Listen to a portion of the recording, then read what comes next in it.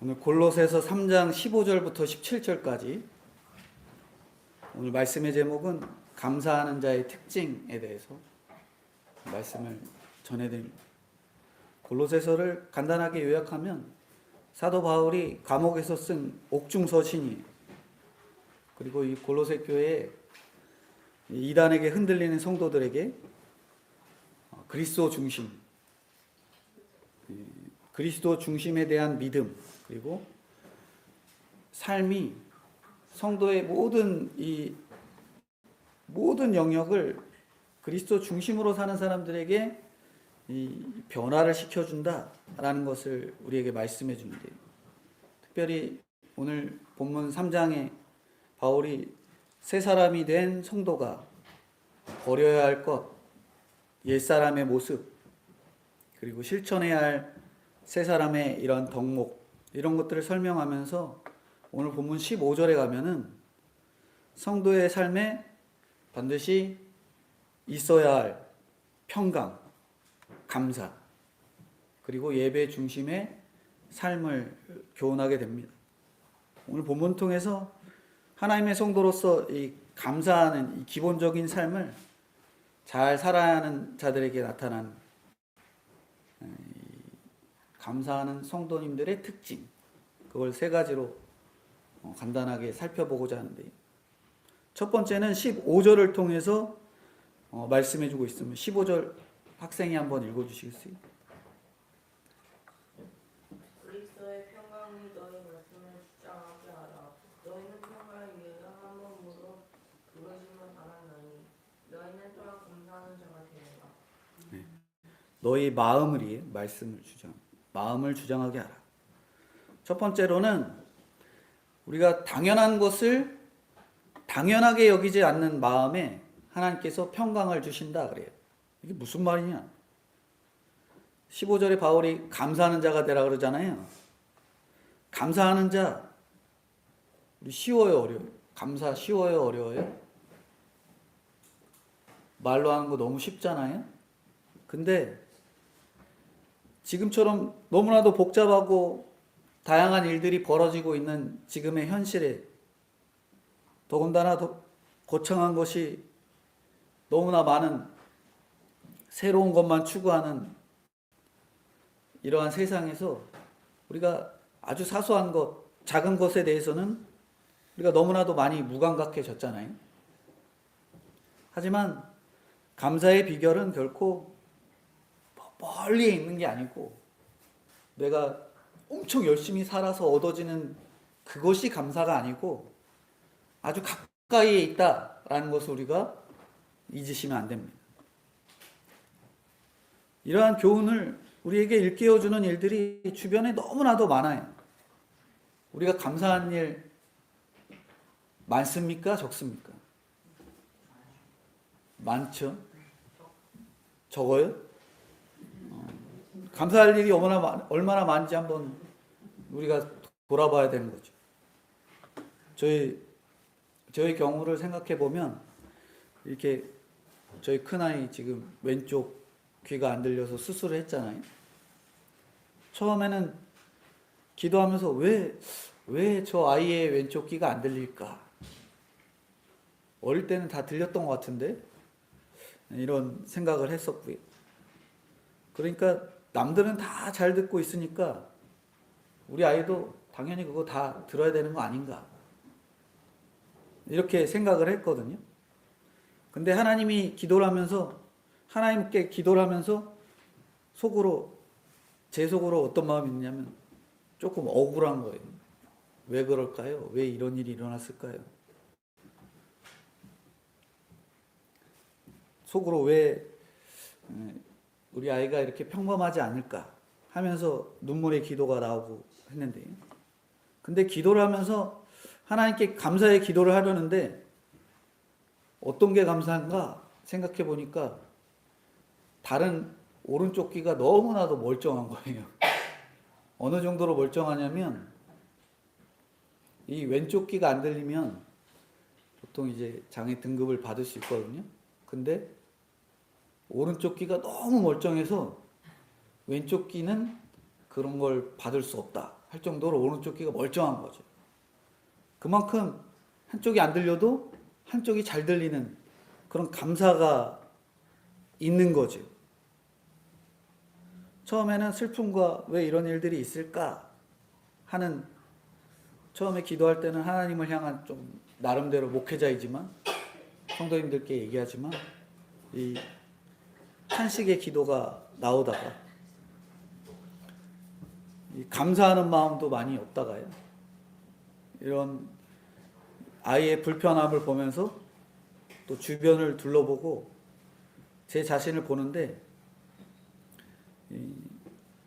하나님께 감사할 것밖에 없는 인생이 되었다. 그걸 돌아보게 됩니다.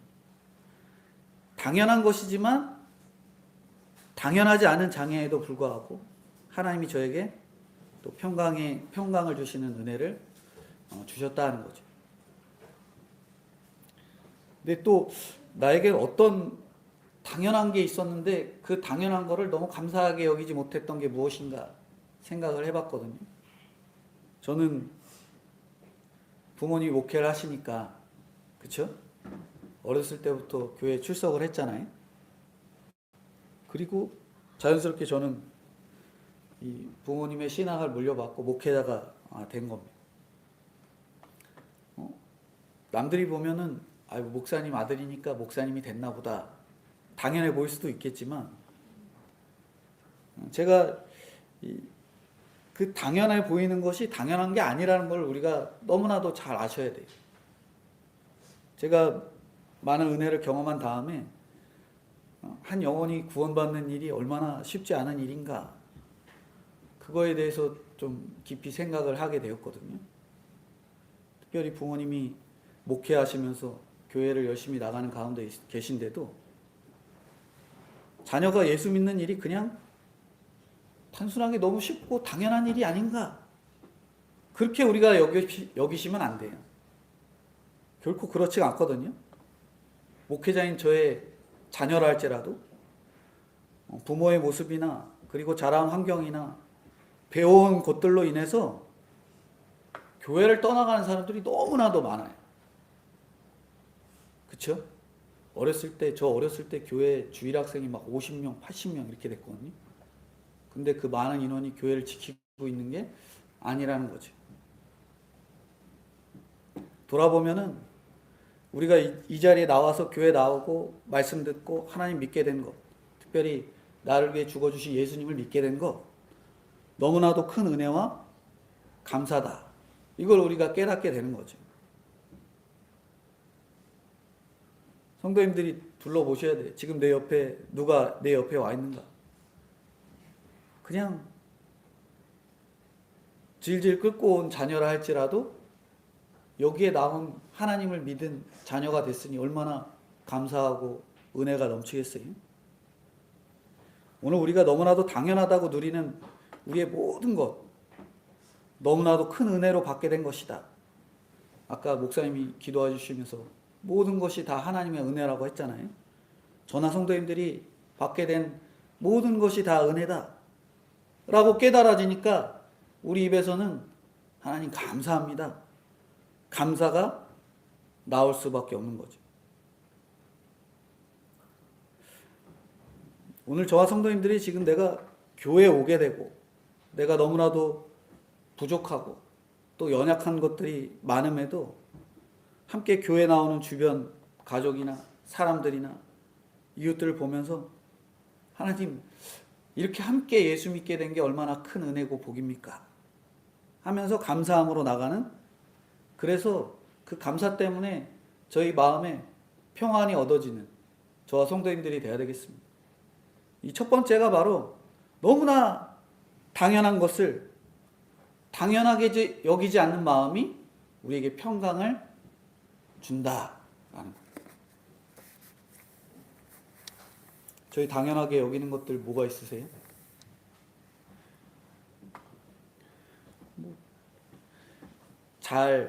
이 모든 환경 넘어가는 거, 이것도 하나님이 다 나에게 주신 당연한 환경이라고 여기실지 모르겠지만 그 모든 것들을 하나님이 우리를 지켜보고 그것으로 평안을 말씀으로 허락해 주시는 거죠. 두 번째, 감사하는 자의 특징은 옛것을 버리는 그런 비움이 있다면 하나님께 성령과 말씀으로 채워주신다. 15절, 16절인데 16절 한번 학생들이 읽어주시겠어요? 그래서 그의 말씀이 너희 속에 충성히 되어 모든 지혜로 피차 가르치며 번영하고 시와 천국과 신령한 노래를 부르며 감사하는 마음으로 하나님을 찬양하고. 네. 그리스도의 말씀이 있다. 말씀이 너희 속에 풍성하다. 두 번째 말씀이 아까 제목으로 말씀드렸지만 두 번째 말씀이 옛것을 버리는 비움이 있으면 성령과 말씀으로 채워주는데 우리가 요 골로새 말씀 아까 잠깐 배경을 말씀드렸지만 사도 바울이 골로새 교인들에게 이 말씀이 그 마음속에 풍성히 거하게 하고 또 신령한 노래와 찬송을 하게 하고 감사가 넘치게 할 것을 권면하는 거예요. 사도 바울이 오늘 본문 3장 5절 이하에 보면은 새 사람이 된 성도, 옛것을 죽이고 옛것을 버리고 새 사람이 될 것.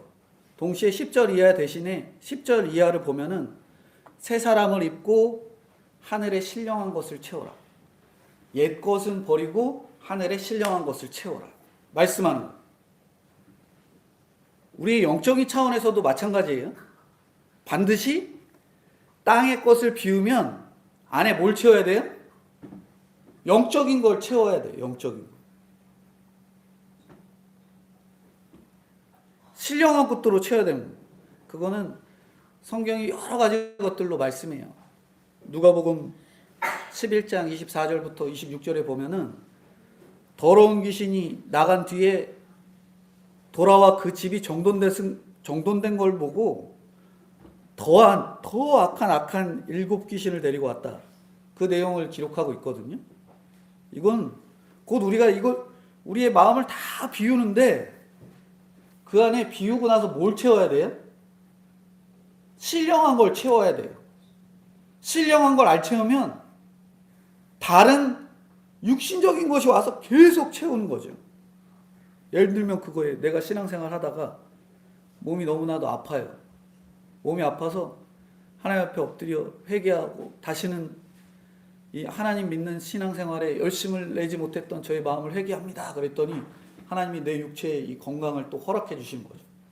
육체 건강 허락해 주시니까 뭐 할까요, 우리는? 더 악한 곳으로 세상적으로 뛰어가서 주님 믿지 않는 것에 더 열심히 살아가는 거죠. 그러니까 우리가 영적인 것으로 채우지 않으면 그 자리를 육신적인 것이 와갖고 끊임없이 채워대는 것을 우리가 기억해야 되는 거예요. 이런 비유가 단순한 비유가 아니에요. 우리가 알고 있는 이 유대인들, 대표적인 예로 유대인들을 보면은 그들이 늘 하나님 말씀 보면서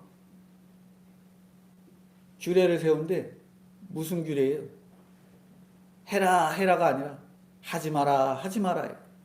하지 마라 하지 마라 하니까 다 텅텅 비우는 거죠. 구약의 율법에 문자적으로 매이다 보니까 무엇을 하지 않는 대신에 뭔가 본질적인 걸 그 안에다 채우려고는 안 해요. 맨날 비워요. 하지 마. 이것만 해.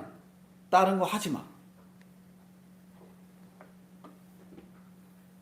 영적인 것을 우리가 채워야 되는데 그러지 못하고 그냥 껍질만 열심히 신앙생활하고 형식주의로 치우치다 보니까 알맹이가 텅텅 빈 신앙생활이 되고 가는 거예요. 그러니까 거기에다가 뭘 채워요? 가식과 거짓과 교만을 갖다 채우는 거예요. 가득 채웠는데 그거 보이면 돼야 안 돼요. 내 속에 가식, 거짓, 교만 온갖 죄들을 갖다 집어넣는데 남한테 보이면 안 되잖아요. 그러니까 어떻게 해요? 껍데기를 덮어 씌웁니다. 성경에서는 회칠한 무덤이라고 그러죠. 속은 다 죽어 있는데 껍데기만 번지르르한 그러한 신앙인으로 변해가고 마는 거죠. 이렇게 믿음의 성도인 우리는 거듭난 후 이 땅에서 욕심을 버리고 성령을 채우란 거예요. 성령을 채울 때, 말씀을 채울 때 자연스럽게 우리 입에서 감사가 터져 나오는 거예요. 하나님께서 창조하신 우주 만물이 그러하듯이 영적인 차원에서도 주님의 말씀대로 우리가 긍정이나 부정, 또 금지와 행함, 또 비움은 또 채움, 이런 균형과 조화를 이루어야 되는데, 오늘 믿음의 성도인 우리는 세상의 것을 비운다 그러면 안에다가 영적인 것을 채워, 말씀을 채워야 됩니다. 성경에 보면은 성전문에서 신령한 생수가 흐른다. 그래서 그 신령한 생수가 흐름을 통해서 세상을 살린다 그러잖아요. 성령의 전인 우리가 우리 안에 말씀으로 채우면 우리를 통해서 성령의 그 물이, 성령의 물결이 흐름을 통해서 그 물이 어떻게 되는 거예요? 다른 사람 다 죽여요? 그게 아니라 살리는 거예요. 내가 영적인 것으로 채우면 내 영적인 모든 일들이 성령으로 흘러가니 다른 사람을 살릴 수 있는 거예요. 두 번째 말씀은 옛것을 버린 후에는 우리가 말씀으로 깨어서 성령으로, 성령의 인도를 따라가는, 그렇게 감사가 넘치는 저와 성도인들이 되어야 되겠다. 우리가 과연 옛것을 버린 다음에 말씀인 성령을 잘 채우고 있었는가? 우리가 깊이 돌아보셔야 돼요. 아까도 말씀드렸지만 하나님 앞에 기도 막 했더니 채워주시는 것이 있거든요. 채워준다는 것은 나의 공허함을 하나님이 이 세상적인 공허함을 속에서 다 빼버리는 거예요. 그러면 거기다 못 채워요. 우리 못 채우십니까? 예를 들면 그거죠. 집에다가 깨끗한 집을 우리가 구매했어요. 구매하면 거기다가 못 채워요. 내게 필요한 가구나 집기들을 갖다 채우잖아요. 근데 시간이 지나면 지날수록 우리 안에 있는 우리 집 안에 있는 집기들을 살펴보면 내 욕심으로 채워진 게 보이십니까? 욕심으로 채워진 게 보이세요? 저 같은 경우는 집에다 뭘 그렇게 채워 넣을까 그렇게 생각해 봤는데, 제가 운동을 너무 좋아하니까 집에다가 꼭 운동하는 기구를 채워 넣으려는 그런 욕심이 있거든요. 제가 지금 말씀드렸지만 성도님들이 집에다가 어떤 욕심으로 채워두고 있는 게 있는가 돌아보셔야 돼요. 어떤 분은 냉장고가 꽉 차 있고요. 어떤 분은 창고에 물건들이 가득 차 있는데 맨 그 취미와 즐기는 것들로 꽉 차 있고요.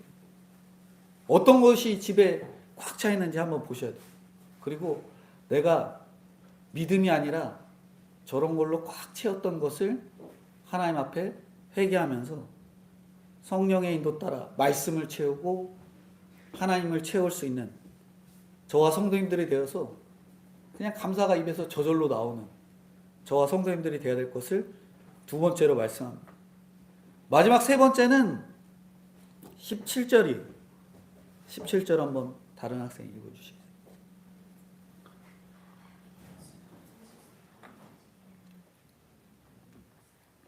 17절이요. 또 무슨 하든지 말이나 이거나 다 주 예수의 이름으로 하고 그를 이거 하나님 아버지께 감사하라. 네. 세 번째는 예수의 이름으로 사는 삶.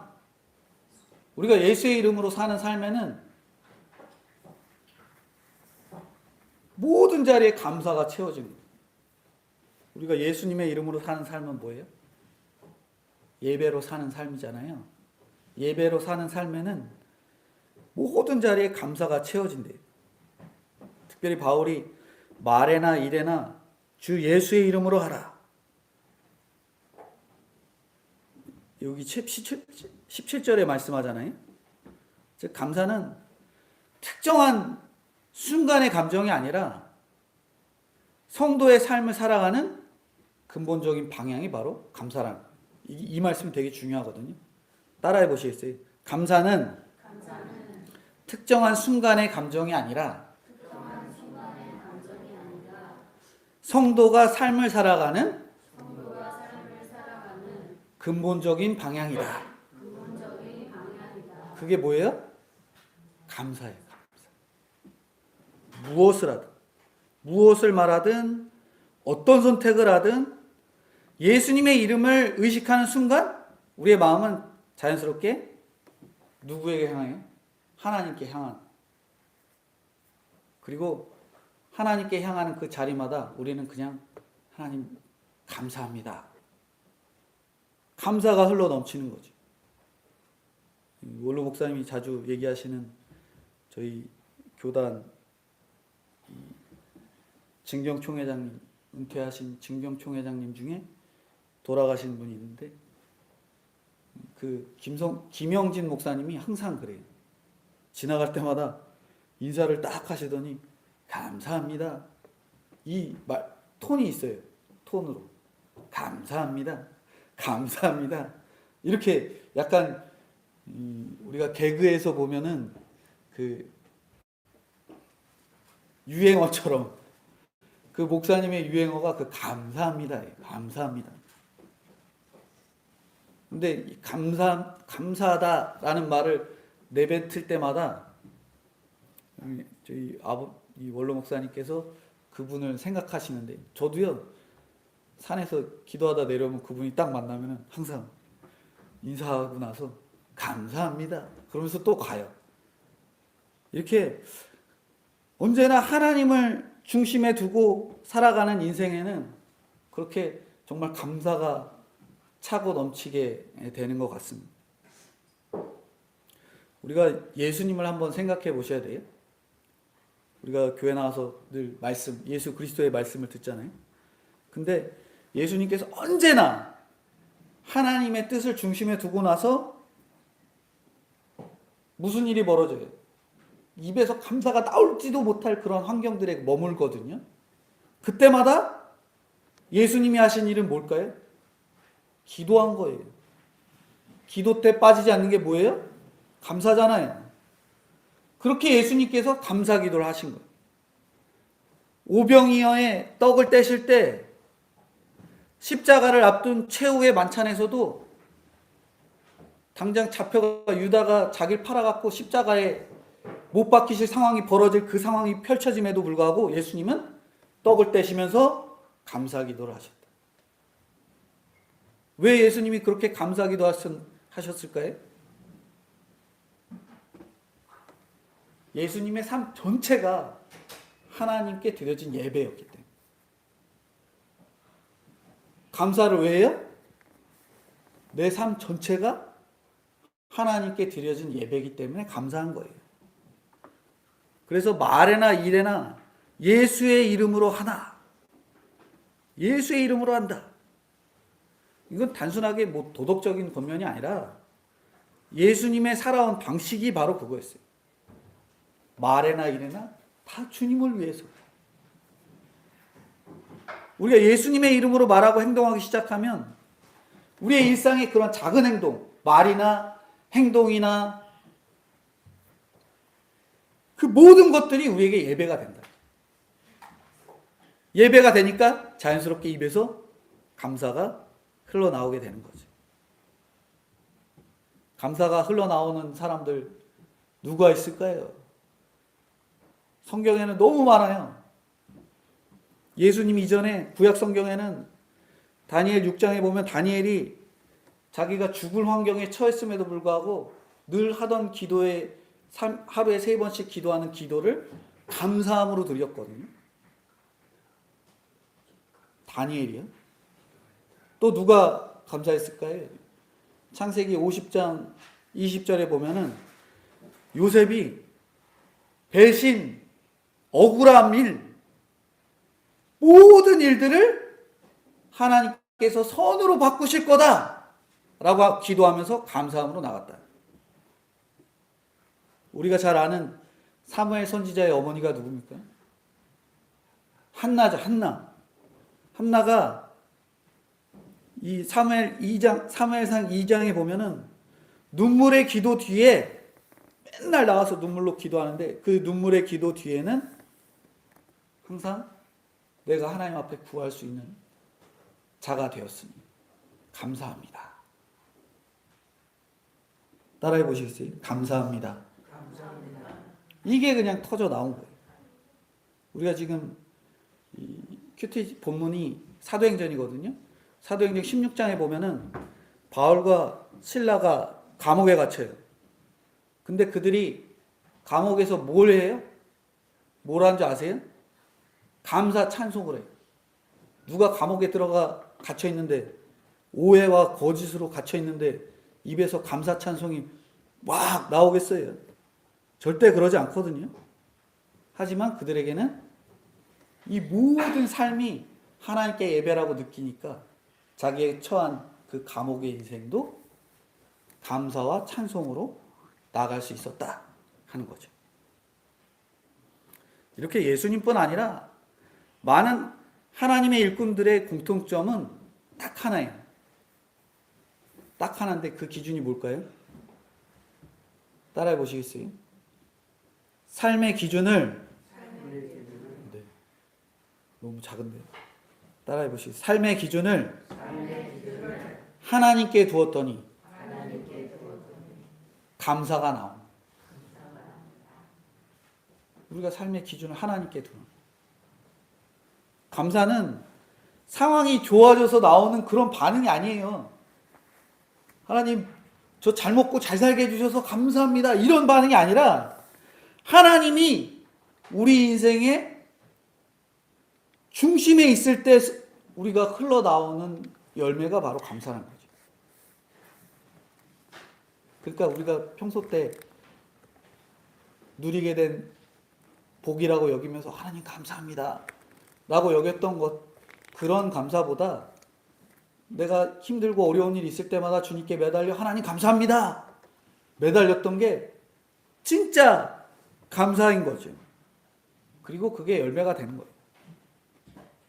오늘 저나 성도님들이 추수감사절을 맞았어요. 추수감사절 앞에 꾸며지고 이렇게 하나님께서 추수로 거두게 하신 모든 걸 감사함으로 보내는 추수감사 주일인데, 말씀을 통해서 우리에게 분명하게 알게 하신 것이 있는데, 감사는 환경이 만들어내는 감정이 아닙니다.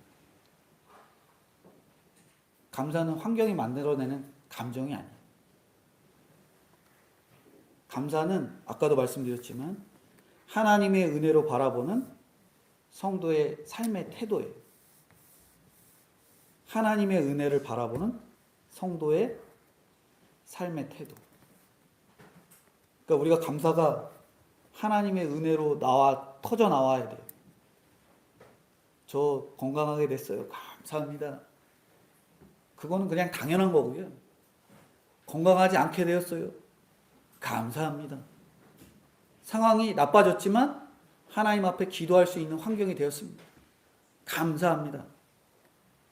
오늘 3가지 감사하는 자에 대해서 말씀드렸는데, 첫 번째 뭐예요?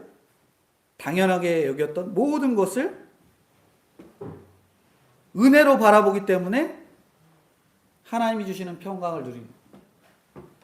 우리가 누리게 된 모든 것들이 뭐예요? 하나님의 은혜구나. 그렇기 때문에 우리가 마음의 평강이 오는 거죠. 두 번째는 뭐예요?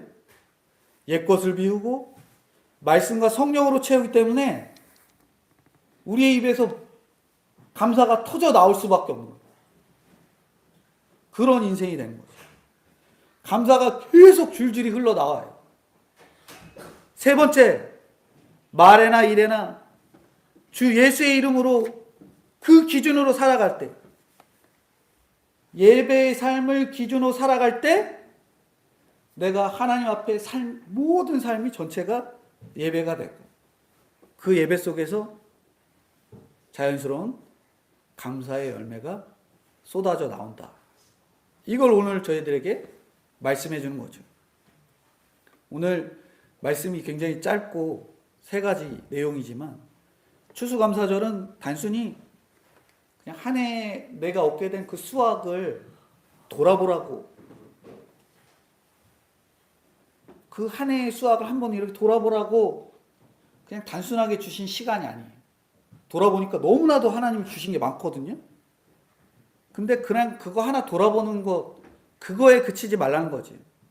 우리의 삶 전체가 감사의 뿌리를 완전히 박아가는 거예요. 따라해보세요. 감사의 뿌리를 박다. 그 절기가 바로 추수감사절.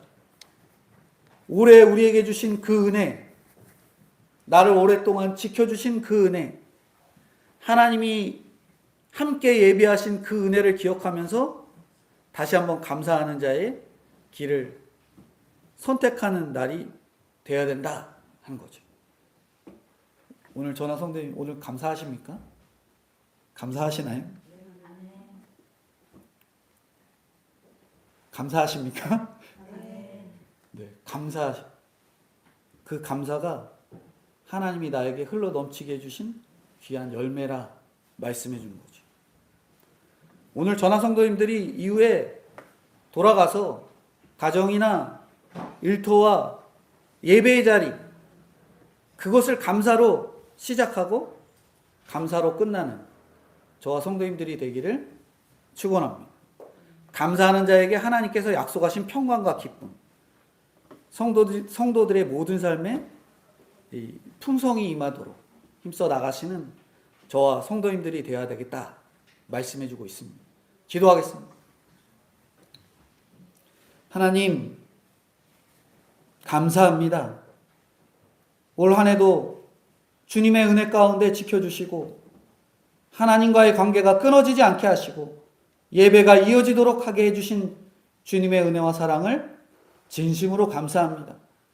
사도 바울이 골로새 교회에 이단이 들어와 끊임없이 그들을 시험하는 가운데서도 하나님의 보호와 인도 따라 살아가는 인생이 되기를 바라며 그들 향해 감사를 외쳤던 것처럼 오늘 전하 성도님도 우리에게 처한 어려움과 옥에 처한 어려움과 건강의 어려움과 가정 형편의 어려움과 모든 관계의 어려움 속에서도 우리가 이렇게 교회에 나와 하나님 아버지 앞에 예배드릴 수 있는 것은 하나님의 은혜였고 그 은혜로 저희 입술에 감사합니다가 터져 나오는 진정한 하나님의 성도님들 될 수 있도록 주님 아버지 함께하여 주시고 붙들어 주시옵소서. 오늘도 이렇게 감사의 은혜를 누리며 예배를 드리오니 하나님 저희들의 감사를 기뻐 받아주시고 이 감사가 귀한 열매가 될 수 있도록 주여 도와주시고 인도해 주옵소서.